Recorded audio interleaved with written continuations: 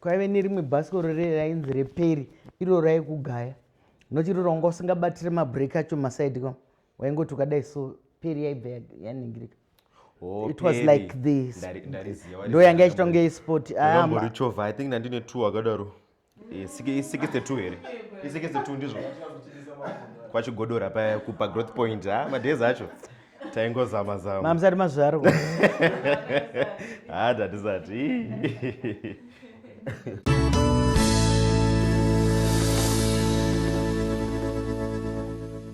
Vadikani mufaro wangu kusangana nemi pachikuva chemhemberero apa tinorakidza pasi rose kuti aiwa kuZimbabwe tinavo tine nyanzvi dzinofamba mundima dzakasiyana siyana.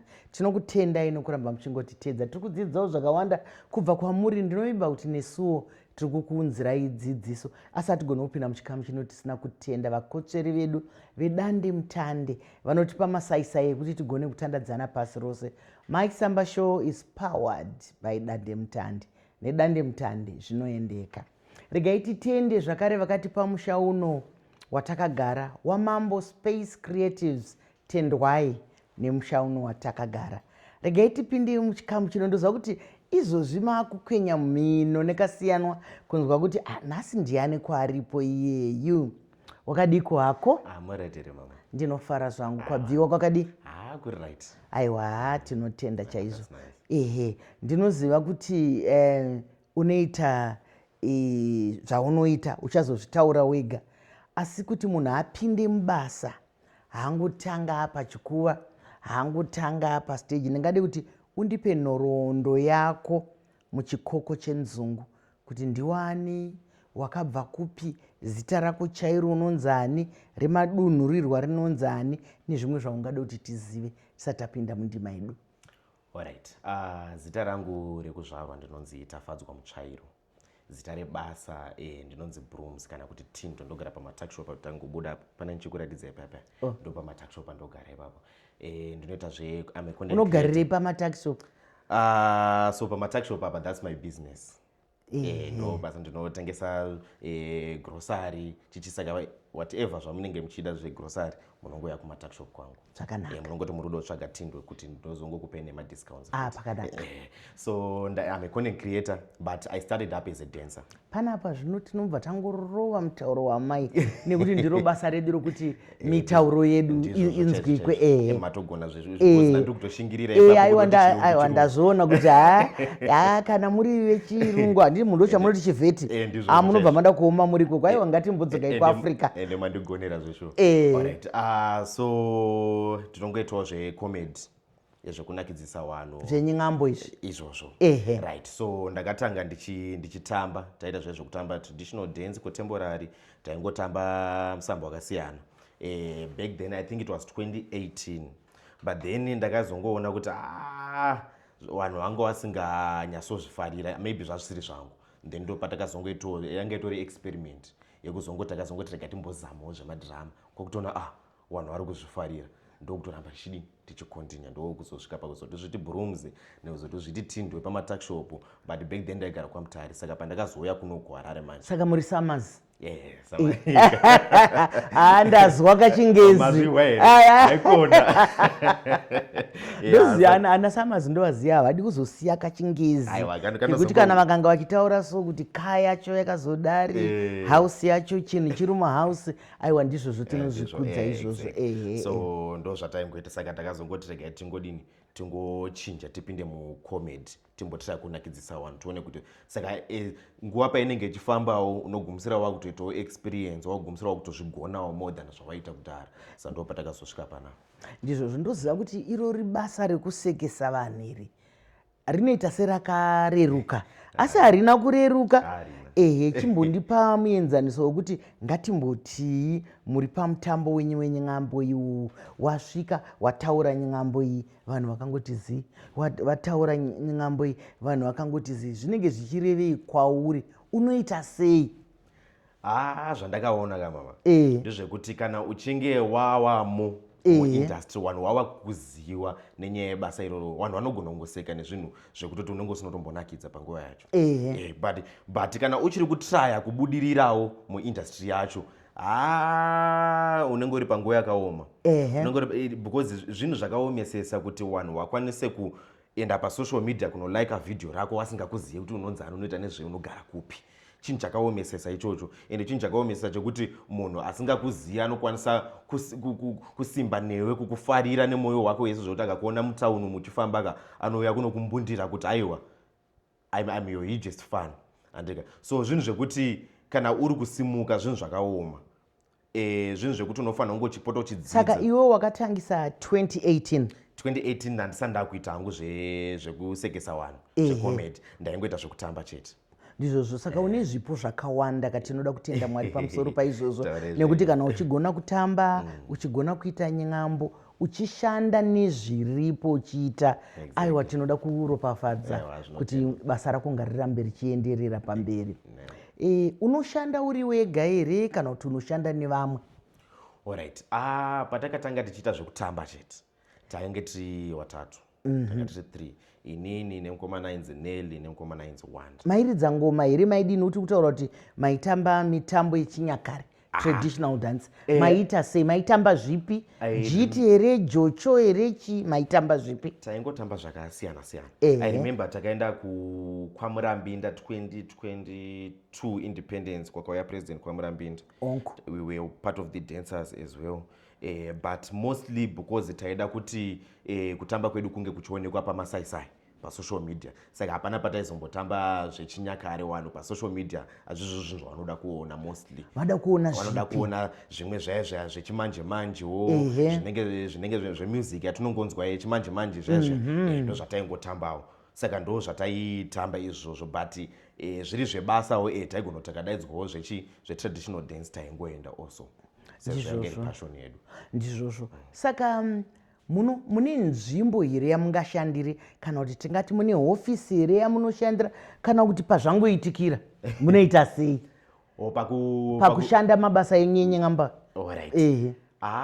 Pakushanda apa zvatinongoita tinongoti environment yatinongoona kuti iyi inokodzera kuti tinge tichishuta. Kana let's say kuti tiri kufanira kunge vhidhiyo redu rudo kuti tinge tiri pamusika, tinongotsvaga pane musika, kana kuri kuti towasirawo kamari kawo, kana kuti kuri kuti totaura nawo towakumbira, inenge ri script ratinenge tatogadzira ratinenge tichida kutodini kuratidza vanhu zvatinenge, because mostly zvatinoita pakushuta manjeka tinoti hatingoite come up with pfungwa out of nowhere.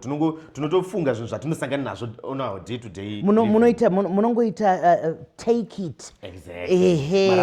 Ndikutaura kachirungu ndido amanyika ndiri mukadzi waSamaziga saka ndozviziya. Nokuti ndiri kuona uri kuita dambudziko chazo kamboti taure obva wapinda aiwa saSamazi ndakutendedza kuti pazvinoda kuti zvisanganiswe ngazvichisanganiswa. Zvamunotaura, zvamunoita nyambo, toziva kuti munhu wese kana ari mubasa ane zvaanofunga kuti inini ndinoda kuti izvi zvibatsire izvi, kana kuti izvi zvidzidzise izvi, kana kuti izvi zviparadza. Munozvironga here zvine chinangwa, kana kuti chero vanhu vaseka zvine chinangwa here? Pamwe pacho zvinosiyana. Pamwe pacho tinozviitira zvine chinangwa chekudzidzisa vanhu, pamwe pacho zvinenge zvingori zvekuti tikwanise kungosetsa vanhu nekufadza vanhu. Dzimwe dzenguva zvinogona kunge zviri zvebasa also. Zvinogona kunge zviri kuti kana kuti kambani inogona kunge yatidaidza kuti uye mutiitire mavhidhiyo muchidini muchiendesawo basa redu mberi. Pamwe pacho zvine zviri zvongosekesa vanhu, pamwe pacho inenge tori message yatinenge tichiendesa kuvanhu. Saka tinozvisiyana. Ndanzwa wataura nezvescript. Zvandidakadza, zvandifadza, nekuti izvozvo zvekungotaura kuti script, ndoziva kuti vadiwa vatariri nevateereri, script munoziva igwaro rinokubatsira pakuita mabasa akasiyana siyana, kuti zvinotava papi, zvinotava kuitei, tinopedza tichiita sei, tinotanga tichiita sei. Izvozvo zvinorakidza unyanzvi. Ndiani anonyora? Ndiwe here unonyora, kana kuti mune munhu anotongomirira kuti tichanyora mascripts, nokuti kune vamwe vane zvipo zvekuti havaite zvescript, vanongosvika kuti iwe mirapo, iwe uzoseka, iwewe ndiwe baba waGibson, iwe ndiwe chizongodaro.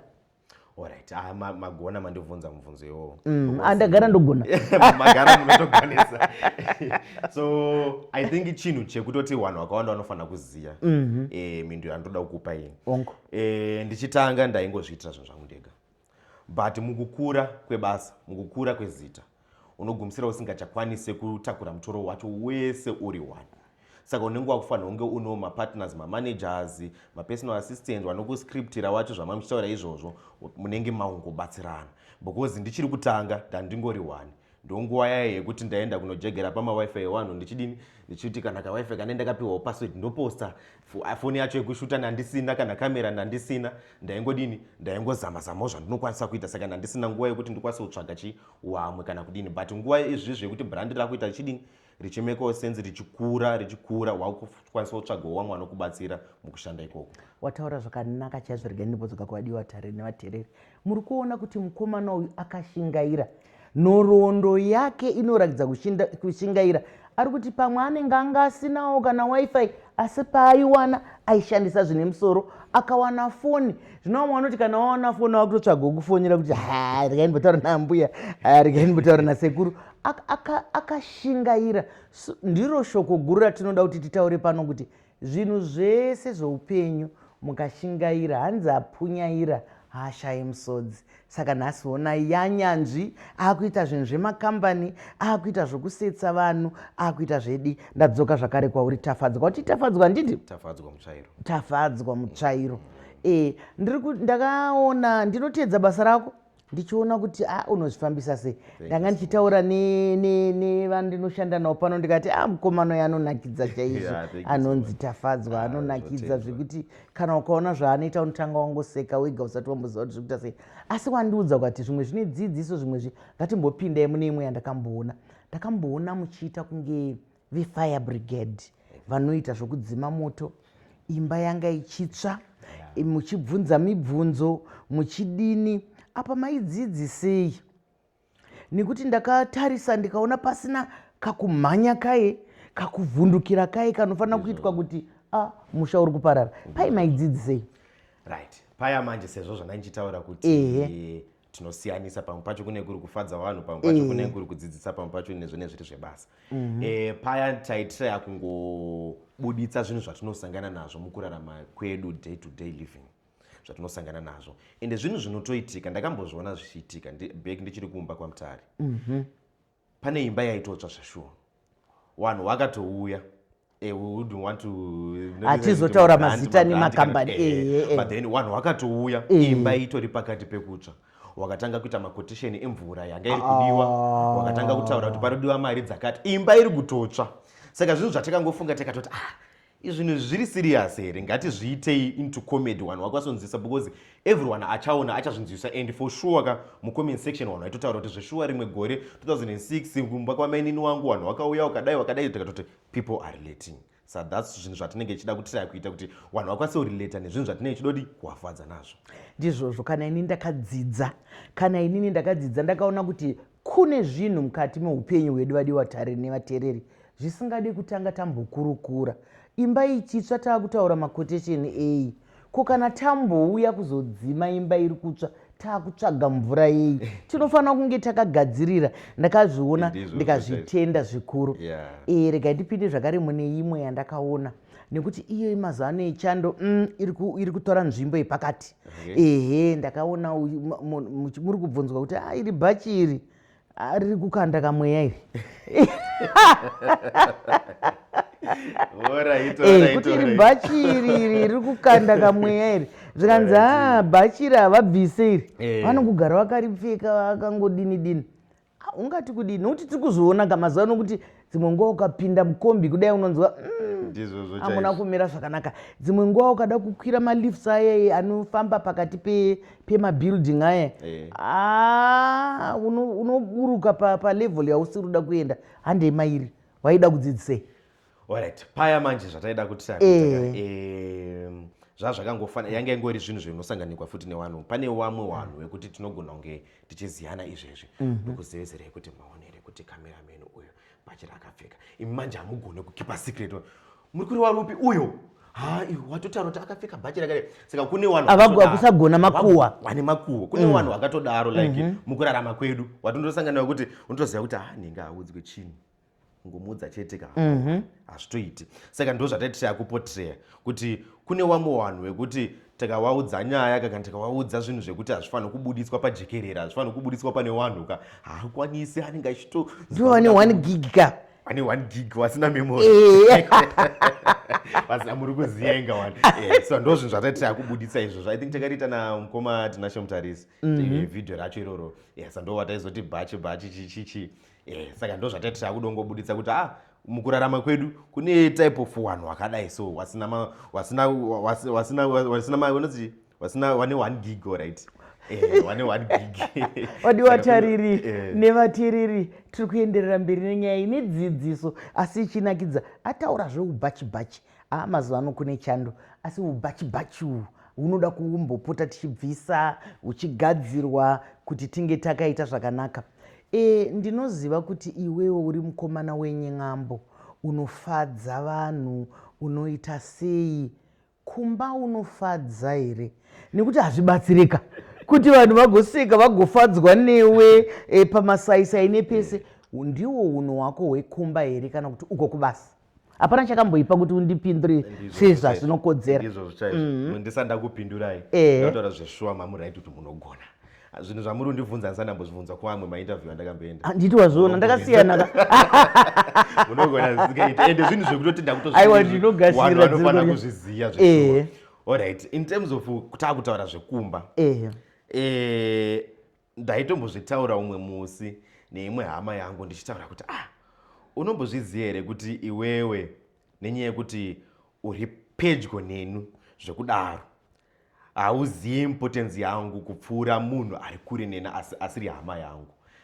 Vanhu vekumba watodijaira zvekutoti pamwe pacho vanenge uriti bohwewe but nechitovafunza kuti munazoni ndinobhadharirwa zvinhu zvamuri kunditi ndiri kukubohwa here musinganakidzwe sei. Exactly. Hakutinyangadza. Saka zvinhu zvekuti zvinotondinakidza kuti vamwe vanhu ndichifamba mutauni wanotodini wanototongo wachapfugama pasi wachichema kusema kuti takuona chimbo kana kutotibhadhara mari dzekureba kuti tiwaitire zvinhu ka. Ndizvo saka tine tsumo yekunzi chikomo chinoyera kune vari kure.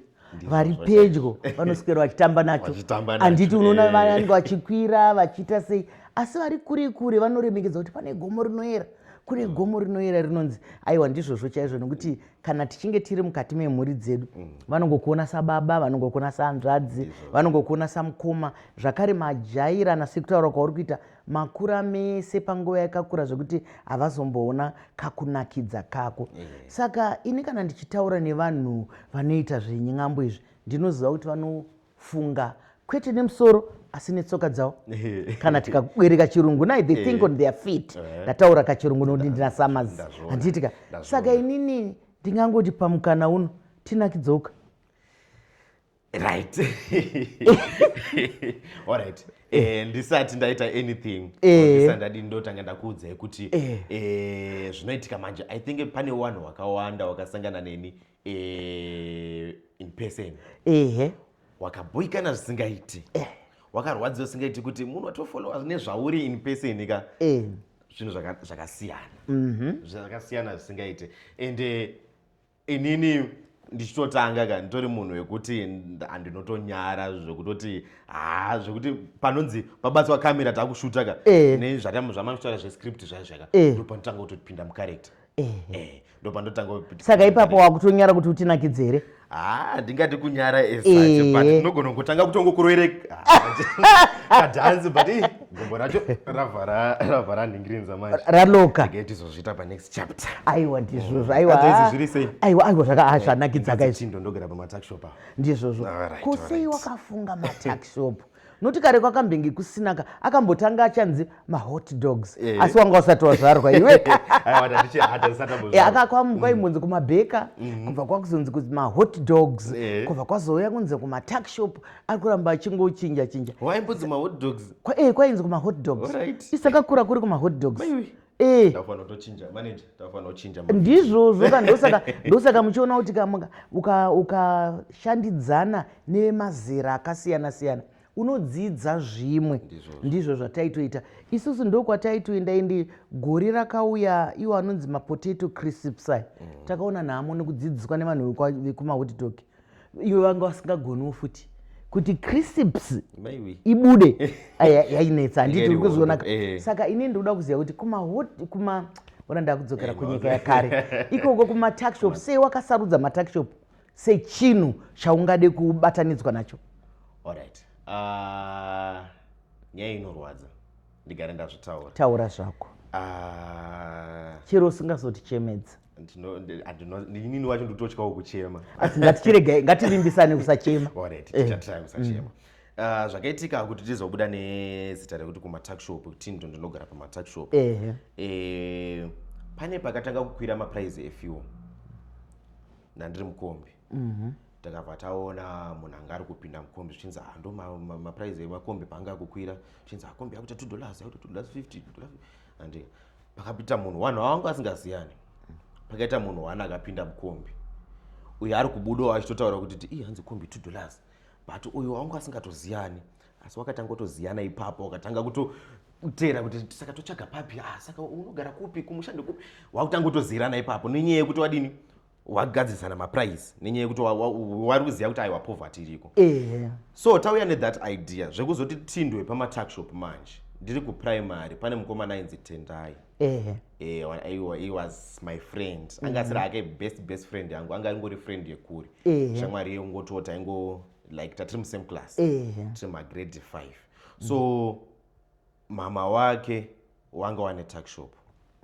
Saka iye mostly pataibva kuchikoro aisvika kumba achinodini achinoita take over patuckshop ndiye anga kutodini akutengesa mutuckshop achibva kuchikoro achida iso. So akazoshaya Tindu tine urombo Tendai akazoshaya. I think it was brain cancer anchanyatsoziva kuti chii. So patakangofunga zvekuti we want an identity yekufunga kuti tiri kuenda pamatuckshop because ndo art racho tangofunga ndo munhu wandakatanga kungofunga ende zvakabva zvangobudirirawo vanhu vakawanda vakabva vatongoziva kuti tindwe pamatuckshop. But rest in peace kuna Tendai. Even kana kuri kuti vana mama vacho kana vari kuzonzwa vaitoseka vachitoti zveshuwa uri kugona vanhu vari kunzwa vana mama vacho. Ndizvozvo kunyange pane chino chirongwa tinoti mweya wake ngauzorere murugare rwaMwari. Ndizvozvo ndinozviziva kurasikirwa neshamwari chinhu chakaoma. Ndine mubvunzo 1 kana 2 ndaenda kuchirunguka mumwe chete kana zviviri yandinogara ndichitaura. Social media unoiona sei? Ndinowanzoifananidza nemunondo unocheka nekuviri kana kuti nereza inocheka nekuviri. Yakanakirei yakaipirei? Alright, social media. Social media ine zvayakaipira ine zvayakanakira. Ngatitange nezvayakaipira. Zvayakaipira kuipa kwakaita social media munguva dzatiri kurarama idzi kune vamwe vanhu vanotora influence kana kuti vanotora zvavanoona pasocial media nezvakashata zvacho vachida kuzviita mukurarama kwedu. Kune vanoona mavhidhiyo anenge achibudiswa pfuti achibudiswa madrugs achibudiswa chichi ovati zvinhu zvakaipa izvi. Kuno inonzi ora mama mazuva ano munoiziva? Ndiri munyika ino. Right, inonzi ora yaya. Saka vanhu vanenge vachida kuteera ora manje. Ora kuti saka kana munhu achinge ane kapiston achinge ane madrugs achiita zveweed chichichi wakutongoona kunge ndiyo ora yacho ndokuti unze hwakaipa unesu wegi. Saka ndokuipawo kunoita futi social media. Also social media futi yakashatira pakuti futi dzimwe nyaya or imwe information isingafaniri kubuda kunze inozobuda vanhu vasingade kuti idini zvinoda kusefwa. Pane zvimwe zvinhu zviri unnecessary kuti nyika yese iziye but zvakudini zvakuzivikanwa nenyaya yesocial media. Ndizvo zvodiwa tariri nevatereri. Chikomana chedu chiri kutaura kuti kune zvimwe musangozviyanika kane nai. Zvichengetewo muditi menyu, zvichengetewo kuhama dzenyu. Kwayakanakirei? social media ndichange ndataura muupenyu hwangu kuti yakandibatsira zvisingaiti. Inini mama ndiri panobita, ndaikwesha mota, ndaizvebotfila zvaizvo. I think kana kune mapanobitas ari kuteerera this podcast wanoziva kuti panobiting yakaoma.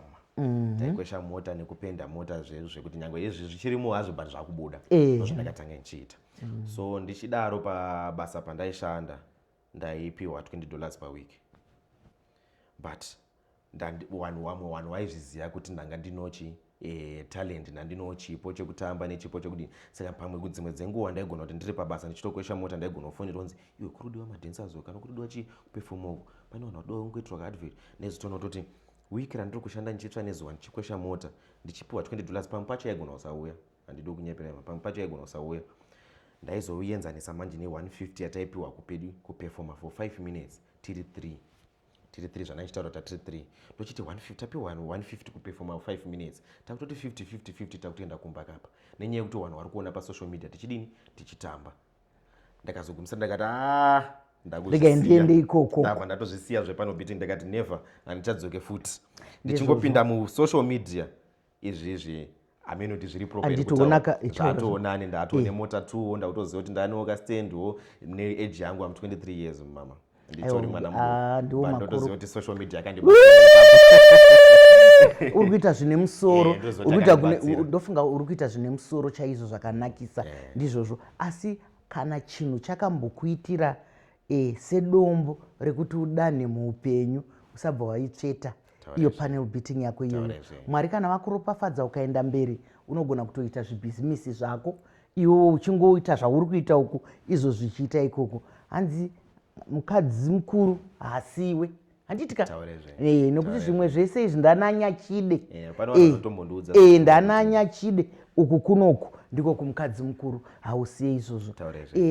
Konyaya yemundoza yemadrugs chiringaziva chiri chakukwikwidzana nesu zvakanyanya. Nyaya yemadrugs unoiona sei? Nekuti vamwe vanoti muongorori netsvakiridza yatinotononzi iyo vapfana ivavava kazhinji kuti vanyatsoita vakajeka vakachenjera vanombotora kahede. Taure zvenyu izvozvo ndo chinhu chiri kuparadza vanhu vakawanda munguva inoyi zvisingaiti. Iwe unofunge ine nyaya yekahedaka? Zvinoitika mama handidi kunyepera ichinhu chinoitika payapayaka handizivi kuti muchishona wedra chitoti inonzi peer pressure. Kakumanikidzirwa kana chindenda kutedzera. Exactly. Handichauya kumanotsi mumbonzisa aiwa munhu unyazochitsezena chaizvo. Right. Zvinoitika ka ndiyo peer pressure nandichitaura iyo kuti pamwe pacho unonge usingatodi kupinda mazviri, but nenyaya yekuti maybe vanhu vaunoswera navo vanhu vaunodini unogumisira wainfluenced, but zvinhu zviya zvinhu zvakashata, zvinhu zvinoendesa basa kumashure, zvinhu like hauzoite chinhu chine musoro muupenyu hwako because chinhu chaunenge wangofunga chete ka kunge uri uchiita izvozvo. Ini hangu handidi kunyeperai mama. I don't want to be a good child kwamuri nenyaya kuti ndobva ndati aiwa haina ndinombobvira ndabata zvinhu zvai zvandakatombopfurana nazvo. Nangu handidi kunyeperai. I think my first weeks ndichipinda muno muHarare. I think because ndakauya kunoku kuFebruary nandiri kwaMutare pesapa. Ndiri kwaMutare handombobvira ndabata kana udini. Ukati zvino ndauya kuHarare. NdamuHarare manje. Ndoma mune basa rese, ndoma mune audience yese, ndokukura kwebusiness kwese. But ndakatombopfurana nazvo. I remember munhu akatangondipa zvimameno zvaainditi zvimachocolates here chichi. Ndakatomboita week or 2 ndakutoti zvinhu izvi okay asi ndakazoti because ndandakuchiona kuti hapana kwananga ndiri kuenda zveshuwa, hapana kwananga ndiri kuenda. Ndakabva ndazvisiya ipa ndinototenda Mwari kuti ndakakurumidza ndazvisiya zvinhu izvozvo ndisati ndatone strong addiction because ide zvakandibata kana nhasi handifungi kuti ndingadai ndiri panapa. Vadiwa tariri nevatereri, umbowo husina kugombedzerwa akapfuura nepo asi akabva azvirasa akaona kuti zvinodhonyogodza, zvinouraya, zvinounza mureza mutsvuku pamba penyu uchinge wafa nekuti hazvina upenyu. Ndinokutenda nekuti uri kudzidzisa vamwe kuipa kwazvo. Hatidzokere ikoko.